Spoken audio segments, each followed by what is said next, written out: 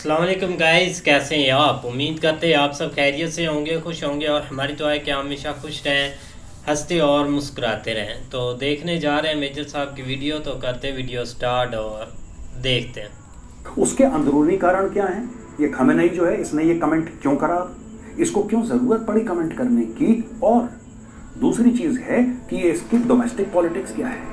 ठीक है, चाइना में 3 साल के बच्चे को जेल में डाल दिया। क्या नाम है तुम्हारा? मोहम्मद नाम है, चलो जेल में। दही बहुत खाता है यार मुसलमान, इसको जेल। दही खाने के चक्कर दही बैन कर दिया था भाइयों ने। ये बुढ़ऊ जो है इस वक्त क्यों बकवास कर रहा है? ये इसलिए बकवास कर रहा है, दो चीजें हैं। ये जिहाद जिहाद जिहाद का गाजर खिला खिला के लोगों का दिमाग मत खराब करो। एक लेवल तक ये चूरन ठीक लगता है, एक लेवल तक दुनिया झेलेगी जिहाद को, फिर दुनिया उल्टा थप्पड़ मारेगी मुंह पे इतना बड़ा कि भैया गाल दांत जबड़ा सब सूज जाएगा। ये किसी भी वक्त इसका गुड नाइट हो सकता है। इसके पास 10 हेल्थ प्रॉब्लम चल रही है, लेकिन फिर भी लालच इतनी है सत्ता की।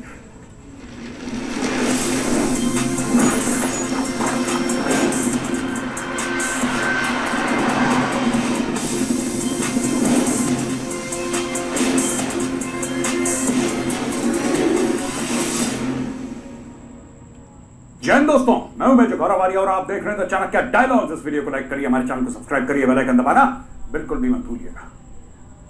Syed Ali Hussain Khamenei, supreme leader of Iran, ने यह बोला है कि साहब मुसलमानों के ऊपर बड़ी तशद्दुद हो रही है, बड़ा टॉर्चर हो रहा है, उनके ऊपर बड़ा जुल्म हो रहा है, और उनके ऊपर जो जुल्म हो रहा है वो गाजा में जुल्म हो रहा है, वो म्यांमार में जुल्म हो रहा है, और भारत में भी जुल्म हो रहा है। तो यहाँ का मिनिस्ट्री ऑफ एक्सटर्नल अफेयर्स आप जानते हैं कैसे, उन्होंने वैसे ही एक स्लिंग शॉट मारा टकैक से यहाँ से बिल्कुल, और उनको बोला कि सर अपने गरेबान में झांको और दूसरे के ऊपर कमेंट करना बंद करो। दोस्तों ये क्यों हो रहा है ना, ये जानने की जरूरत है। आप देखिए किसने क्या बोला, हमने ठोक दिया, उसने बोला, हमने एनकाउंटर कर दिया, ये सारी चीजें होती रहती हैं यार जियोपॉलिटिक्स में। दिस इज नॉट इंपॉर्टेंट, वो इस वक्त क्यों बोल रहा है, कारण क्या है, उसके अंदरूनी कारण क्या है। ये खमेनेई जो है, इसने ये कमेंट क्यों करा, इसको क्यों जरूरत पड़ी कमेंट करने की, और दूसरी चीज है कि ये इसकी डोमेस्टिक पॉलिटिक्स क्या है, इसके अंदर की पॉलिटिक्स क्या है, इसके बाहर की पॉलिटिक्स क्या है। ये अपने कमेंट से लोग ये समझते हैं कि साहब हमसे नफरत करता है इसलिए बोलता है। देखिए उस लेवल पर बैठा आदमी ना मोहब्बत करता है ना नफरत करता है, वो मुनाफा देखता है। अगर जहर फैला के उसको मुनाफा हो रहा है तो जहर फैलाएगा, प्यार बांट के मुनाफा हो रहा है तो प्यार बांटेगा वो। अब इसने क्या करा है खमेनेई ने, ये मैं आज आपको बताता हूं। इसके पहले इसने पास्ट में कौन कौन से कमेंट पास करे थे, ये भी आपको जानना अति आवश्यक है। तो दोस्तों ऐसा है कि इस्लाम के दुश्मनों ने ये कर दिया, वो कर दिया, इस्लामिक उम्मा को चुम्मा दे दिया, पता नहीं क्या क्या स्टोरी ये सुनाता है कि म्यांमार, गाजा, इंडिया में ये हो रहा है। मार्च 2020 में भी इसने ये बोला था, 17 सितंबर को, जो दिल्ली में राइट्स हुए थे जिसमें हिंदू भी मरा, मुसलमान भी मरा, इन्होंने बोला साहब मैसेकर ऑफ मुस्लिम्स हो गया। ये आप देखिए, आपको क्या लगता है कि खमेनेई जो है वहां का सुप्रीम लीडर है ईरान का, उसको 2 रुपए का फर्क पड़ता है? आपको क्या लगता है? मैं आपसे जानना चाहता हूं, लिखिए कमेंट्स में, आपको क्या लगता है? उसको फर्क पड़ता है? हिंदू मर रहा, मुसलमान मर रहा, सिख मर, ये मुसलमान इस्लाम के ठेके, इनको फर्क पड़ रहा है? अगर इनमें 2% की औकात होती है, चीन को बोलते कि बेटा 15 लाख मुसलमानों को तुमने जेल में डाला है, उइगर मुसलमानों को। पूरे आलम इस्लाम 57 मुस्लिम कंट्रीज हैं, किसी की जबान पे चाइना का नाम नहीं आता। ठीक है, चाइना में 3 साल के बच्चे को जेल में डाल दिया। क्या नाम है तुम्हारा? मोहम्मद नाम है, चलो जेल में। दही बहुत खाता है यार मुसलमान, इसको जेल। दही खाने के चक्कर दही बैन कर दिया था भाइयों ने। अगर मैं गलत बोल रहा हूं तो आप जाके चेक करिए। जो इमाम है, बड़े बड़े मौलवी इमाम है, उनसे बोला कि क्या हराम है इस्लाम में, क्या हराम है इस्लाम में? बोला साहब सुअर खाना हराम है, नाच गाना हराम है। पहले बोला कि इसको शराब पिलाओ, शराब भी हराम होगी, हाँ जनाब, शराब पिलाओ, इसको सुअर खिलाओ, फिर इसको नचवाओ। ये फोटोग्राफ है डांसिंग इमाम्स। आप भाई साहब जाइए जरा गूगल पे और गूगल पे डालिए डांसिंग इमाम, इमेज सर्च करिए, आपको मिल जाएगा। चाइनीज ने पहले मुसलमानों के इमामों को शराब पिलाई, सुअर का गोश्त खिलाया, उसके बाद नचवाया। बोला जो तीनों चीजें हराम है तुम तीनों करोगे और अगले 10 मिनट में करोगे बेटा। ये जुल्म नजर नहीं आ रहा किसी को, नहीं बोलेंगे, बिके हुए ये लोग, लेकिन फिर वो बात नहीं है दोस्तों। ये देखो मैं आपको बताता हूं बात क्या है। जब 370-35 से हटा दिया, बोला कि we are concerned about Muslim situation in Kashmir, we have good relations with India but we expect the Indian government to adopt a just policy toward, अबे हट पागल का बच्चा। फिर ये कहता है कि मुसलमान दुनिया है, खुलेआम यमन के, बहरीन के, कश्मीर के लोगों को सपोर्ट करे। अच्छा, ये भौंकता रहता बीच बीच में, लेकिन ये इंटेलिजेंट भौंकने वाला, ये दिमाग से पैदल मत समझिएगा इसको, ठीक है ना।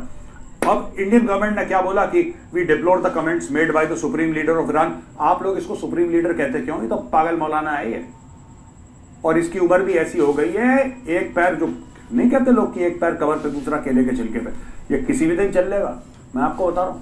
अब दोस्तों आप समझो, जियो पॉलिटिक्स समझो आप पहले, ये बोल क्यों रहा है।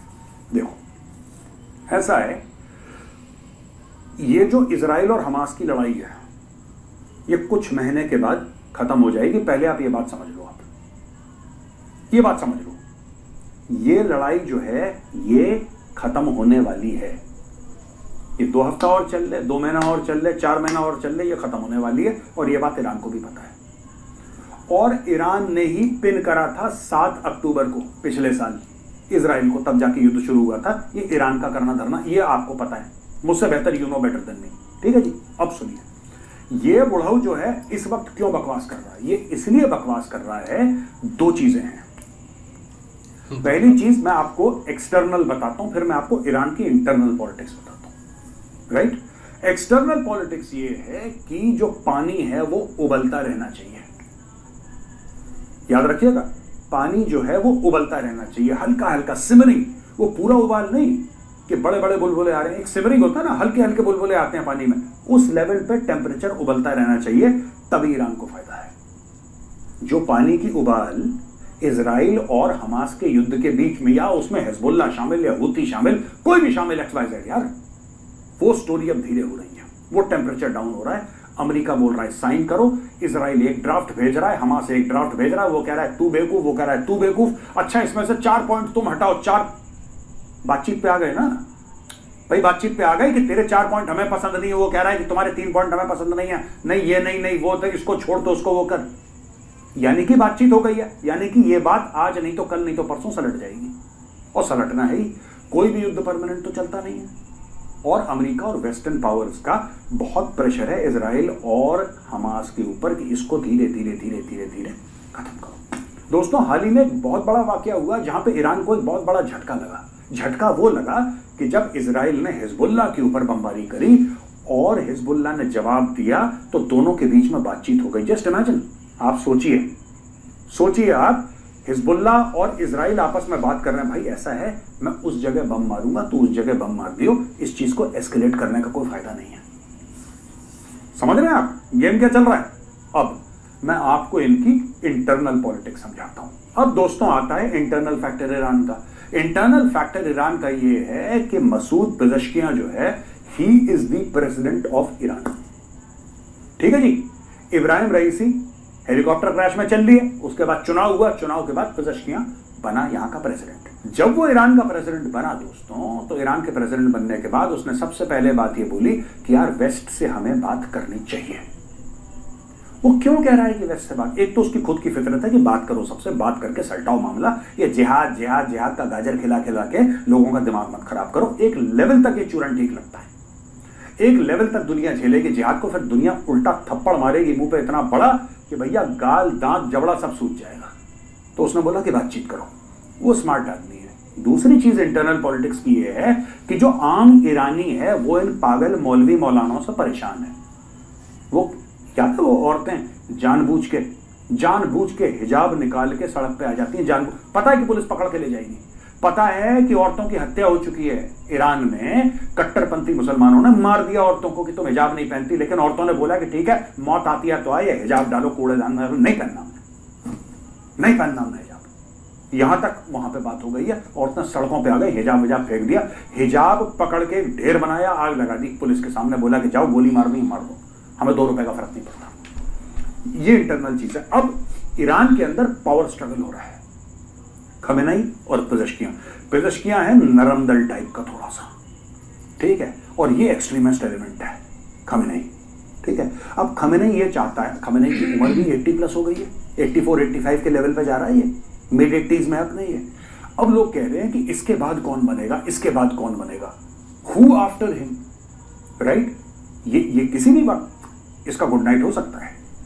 इसके पास 10 हेल्थ प्रॉब्लम चल रही हैं इसकी, लेकिन फिर भी लालच इतनी है सत्ता की। तो दोस्तों 2 चीजें मैंने आपको बताई, एक तो इंटरनेशनल ईरान का जो कंट्रोल है, वो ईरान का कंट्रोल किस चीज के ऊपर है, ये रेडिकल एलिमेंट्स के ऊपर। अगर इजराइल, देखिए जब तक इजराइल का मुद्दा है तब तक ईरान की पूछ है। ईरान को कुत्ता नहीं पूछ रहा, वैसे ईरान को कौन पूछ रहा है?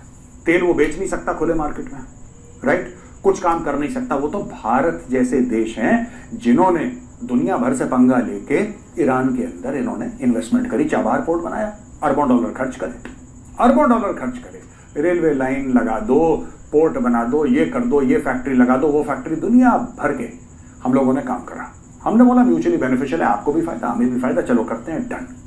ये बीच बीच में इस्लाम का चूरन बेच के लोगों को गुमराह करता है, लेकिन अब वो चूरन को खा नहीं रहा। ईरान के लोग कम से कम नहीं खा रहे। इसको लग रही है अपनी सत्ता डेंजर में। इसकी सत्ता कैसे डेंजर में है दोस्तों? अगर बाहर के युद्ध हो जाते हैं बंद, खास तौर से इजराइल हमास का युद्ध बंद हो जाता है, फिर इनको भाई को कोई पूछ नहीं रहा, फिर चाइना क्या इससे लेगा यार, और ये चाइना को क्या देगा? चाइना इससे क्या लेगा और चाइना को ये क्या देगा? चाइना को तो तेल मिल रहा है, बगल में चाइना के बिल्कुल नेक्स्ट टू चाइना बॉर्डर मिलता हुआ रशिया बैठा हुआ है। जब रशिया बैठा हुआ है चीन के बगल में, फिर चाइना को किस चीज की फिक्र है? आप सोचिएगा ना, भंडार तेल के। जब ईरान जा सकता है चाइना, तो सऊदी अरब भी जा सकता है चाइना, इराक भी जा सकता है। इराक और ईरान का तो बॉर्डर मिलता है, इधर भी जा सकता है उधर भी जा सकता है। तो चाइना को इतना कोई ज्यादा फर्क नहीं पड़ता। देखिए चाइना इस्तेमाल करता है ऐसे गुर्गे। तो ये दोस्तों जियोपॉलिटिकल सिचुएशन है। बीच में जब ये बात करते हैं कि साहब हम पाकिस्तान को भी सपोर्ट करेंगे और हम इसको भी सपोर्ट करेंगे, पाकिस्तान ने परसों स्टैंडर्ड चार्टर्ड बैंक, नहीं स्टैंडर्ड चार्टर्ड इंडिया में भी उसकी ब्रांचेस हैं, वो बेसिकली यूके बेस्ड है, स्टैंडर्ड चार्टर्ड बैंक से $600 मिलियन के लोन की फरमाइश कर दी उसने, और स्टैंडर्ड चार्टर्ड ने बोल दिया ठीक है हम तुम्हें दे देंगे। कितने पे? 11% पे। ये पर्सनल लोन टाइप का लिया पाकिस्तान ने, तो पर्सनल लोन होता है ना, 11% पे। कौन सा देश लेता है 11% पे लोन? कोई भी ना, पाकिस्तान लेता है। लिया पाकिस्तान ने लोन 11% का, 300 मिलियन, 2 ट्रांश हैं उसके, यानी कि टोटल 600 मिलियन। क्यों? क्योंकि आईएमएफ ने यह बोला है कि जो तुम 7 अरब का लोन चाहते हो, पहले तुम मल्टीलैटरल लेंडर्स से या ऑर्गेनाइजेशन से या देशों से या बैंकों से पहले तुम 2 अरब भीख मांग के लाओ। हम ये देखना चाहते हैं कि तुम्हारी प्रैक्टिस है भी नहीं भीख की, लेकर आओ। अब पाकिस्तानियों इस मामले में कुछ आनी है। पाकिस्तानियों ने बोला क्या बात है, 2 अरब लो 2 अरब स्टैंडर्ड चार्टर्ड, यस।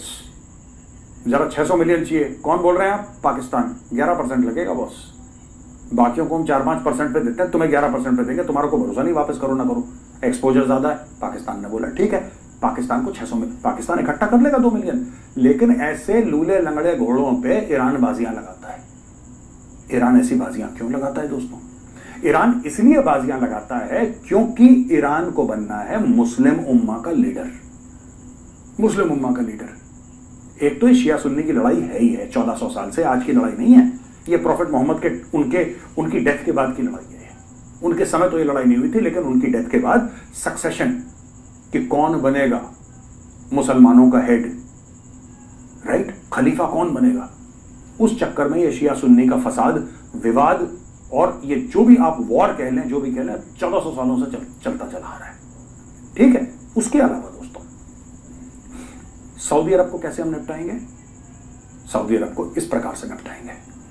सऊदी अरब जिससे दोस्ती करना चाहेगा, क्या है देखो, ये कैरम बोर्ड है भैया। कैरम बोर्ड गोटी वहां पे आपने साइड में मारा, कट से गई गोटी साइड में गई अंदर, जो बढ़िया कैरम बोर्ड खेलता है, समझ गए? तो कैरम बोर्ड क्या है? आप इजराइल को मारो, चोट अमेरिका को लगेगी। That is the total theory of Iran. और ये लोग अमेरिका को कहते हैं द ग्रेट सेटन। समझ गए आप स्टोरी? यानी कि कहीं और मारो, कहीं पे निगाहें, कहीं पे निशाना, ये काम भी पूरा हो जाए, वो काम भी पूरा हो जाए। लेकिन अगर वो लड़ाई खत्म हो जाएगी तो बुढ़े को कौन पूछेगा? तो बुढ़ा उछल रहा, बुढ़ा कह रहा है किसी तरीके से कुछ और करो। तो चलो म्यांमार की बात कर देते हैं, चलो कश्मीर की बात कर देते हैं, चलो गजा की बात कर देते हैं, कर लो, ठीक है। और जो यहाँ पे इंडियंस गुस्सा हो रहे हैं, आपका गुस्सा बिल्कुल जायज़ है।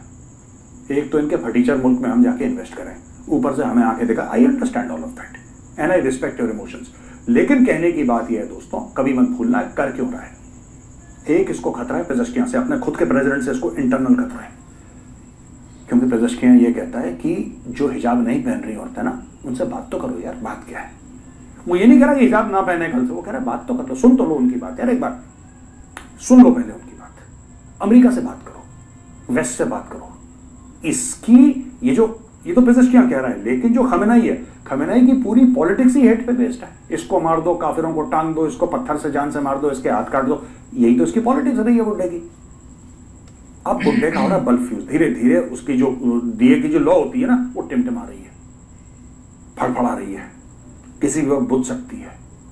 लेकिन बुड्ढा चाह रहा है कि कुछ ना कुछ ये कर दिखाए जाते जाते, इसीलिए प्रोग्राम हो रहा है एक्सटर्नल अलग, इंटरनल अलग। तो दोस्तों यहां पे आज का वीडियो होता है खत्म, और हम लेते हैं कुछ सवाल और जवाब। पहला सवाल। बिल्कुल यार, एक काफ़ी ना कल से ये टॉपिक काफ़ी ज़्यादा ट्रेंडिंग में है, क्योंकि एक जब बंदा ऐसी स्टेटमेंट देता है ना, तो फिर वो भी एक इतनी बड़ी कंट्री पर, और वहाँ पर हमेशा हमने देखा जिसने भी ऐसा कोई स्टेटमेंट दिया या ऐसी कोई थिंकिंग रखी है इंडिया के ख़िलाफ़, तो वो अपना भाई खुलकर अपना जो ओपिनियन है अपनी तरफ से जो भी है ना, अपना डिफेंस ज़रूर करते हैं। चाहे वो ईरान है, चाहे वो अमेरिका है, और चाहे वो कोई भी कंट्री है, चाहे ईरान है या चाइना, जो भी जैसी भी कंट्री है, जो स्टेटमेंट देगी उनको रिप्लाई ज़रूर मिलेगा। और हम इनकी ये स्टेटमेंट सुन के भी काफ़ी ज़्यादा शॉक्ड है कि देख ले कि एक बंदे के सामने एक वहाँ फ़लस्तीन में क्या क्या चीज़ें हो रही हैं, और ये इधर बैठे हुए हैं कि हम ये कर देंगे वो कर देंगे। स्टेटमेंट इनकी इतनी पावरफुल आती है कि ऐसे ही पता चलता है कि कल है ना इजराइल पर ऐसा अटैक होगा कि वो बचेगा ही नहीं। ऐसे करके इन्होंने एक पूरा माहौल है ना वहाँ पर बनाया हुआ है। और दूसरी साइड ये ट्विटर चलाया हुआ है इन्होंने, हमारे जो एक शहबाज शरीफ की तरह, और बैठे हुए हैं वहाँ पर बैठ कर एक ट्वीट ताक देते हैं, हम ये कर देंगे, हम वो कर देंगे। हमें इनकी तरफ से, ईरान की तरफ से ना ऐसा कुछ भी ना रिस्पांस देखने को मिला है, ना कुछ इन्होंने ऐसा कोई स्टेप लिया है। और आहिस्ता आहिस्ता अब ये है कि उन्होंने किसी ना किसी तरह अपने जो मामलात हैं ना वो सुलझा लिए हैं। उनको भी ये पता चल गया कि जिनके जो पीछे हमारे थे या जिन्होंने हमें ये आगे धकेला था ना, उनमें भी इतनी ज़्यादा पावर नहीं है कि वो हमारा साथ दे सकें। क्योंकि इतने महीने हो गए, हमें तो कोई चीज़ नज़र नहीं आई कि हम भी ये चीज़ देख लें कि ये कुछ कर रहे हैं या नहीं कर रहे। आहिस्ता आहिस्ता वो जंग, कभी किसी कंट्री में कुछ ब्लास्ट हो रहा है, कभी किसी कंट्री में, इनके ये एक अपना नुकसान करके बैठे हैं, और ऊपर से ये बैठे हुए हैं कि एक इंडिया के ऊपर इतनी बड़ी स्टेटमेंट दे रहे हैं, और उस कंट्री पर दे रहे हैं कि एक इतने ज़्यादा सैंक्शन लगे हुए हैं, उन्होंने फिर भी वहाँ पर आके इतनी ज़्यादा इन्वेस्टमेंट की, एक खुलकर एक पूरे एक लोगों को रोक कर फिर अपना इन्वेस्टमेंट करने के बाद इंडिया वहाँ पर बैठा और आगे से उनको ये रिप्लाई दे रहे हैं ये बैठे हुए। नहीं, वाकई सही बात है। एक ठीक है, एक ट्विटर पर उसने एक ट्वीट ही किया था। पहले तो एक लग रहा था कि एक ना मतलब कि ऑफिशियल एक गवर्नमेंट की तरफ से एक ना एक उन्होंने मतलब कि कुछ स्टेटमेंट दिया है, लेकिन बाद में पता चला कि एक सुप्रीम लीडर है इनका, मतलब कि ये एक इसने एक ट्वीट वगैरह किया है। और आज उसने एक सेकंड ट्वीट भी किया था। एक मतलब कि मामला आगे से ना एक काफ़ी ना एक आगे तक बढ़ रहा है। अब इसमें ज़ाहिर बात है कि ऑफिशियल भी एक शामिल होंगे, और उसका एक कमेंट्स एक वो एक करता रहता है। 2020 में भी उसने एक कमेंट्स जैसा मेजर साहब ने बताया कि एक करता है। लेकिन आप देखो ना, एक जियो पॉलिटिक्स को एक काफ़ी लोग ना एक नहीं समझते। अब हमें तो ऐसे लगता है कि यार एक इंडिया ने बहुत इन्वेस्टमेंट की हुई है ईरान में, और उनके ताल्लुकात बहुत अच्छे हैं, ठीक है, उधर से मतलब कि एक वेपन वगैरह भी एक लेते हैं या उनकी डील वगैरह होती रहती है, तो ये आपस में कुछ भी नहीं कर सकते। लेकिन ऐसा कंट्रियाँ नहीं सोचती जैसे हम एक नॉर्मल लोग सोचते हैं। कंट्री अपने हर तरफ एक फ़ायदा सोचती हैं, एक उनको जहाँ से एक फ़ायदा हो, जहाँ पर उनकी एक जियो पॉलिटिक्स चमक रही होती है, भाई उधर उन्होंने एक स्टेटमेंट दाग देनी है। अब ये अपने आप में बहुत बड़ी एक स्टेटमेंट है, वो भी एक इंडिया पर के उधर एक मुसलमान सेफ नहीं है, वो एक मुसलमानों पर एक जुल्म कर रहे हैं, जिसमें एक इंडिया एक मेन था, बाद में उन्होंने एक मतलब कि म्यांमार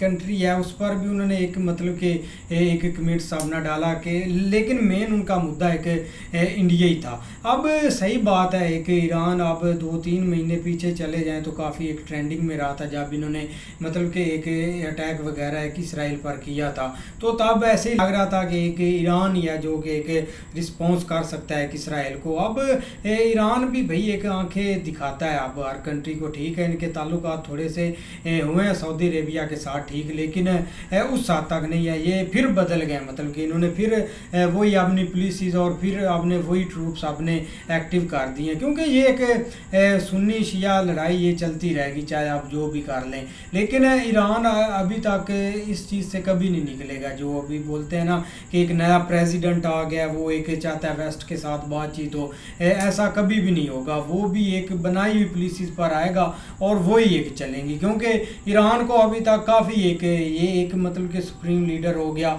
और भी काफ़ी बड़े एक उनका आर्मी है चीफ भी है, वो भी अभी तक भी उसकी वही एक थ्योरी है, उसका वही एक माइंड सेट है। जब तक ये दो एक माइंड सेट नहीं ना चेंज हो गए तब तक ईरान इसी लाइन पर चलेगा और ऐसे इनके एक ट्रूप्स लड़ते रहेंगे आपस में। नहीं ऐसे ही है, लेकिन ये कि भाई एक स्टार्ट में जिस तरह मेजर साहब ने बात की है ना चाइना के हवाले से, तो वो बिल्कुल बात ठीक है।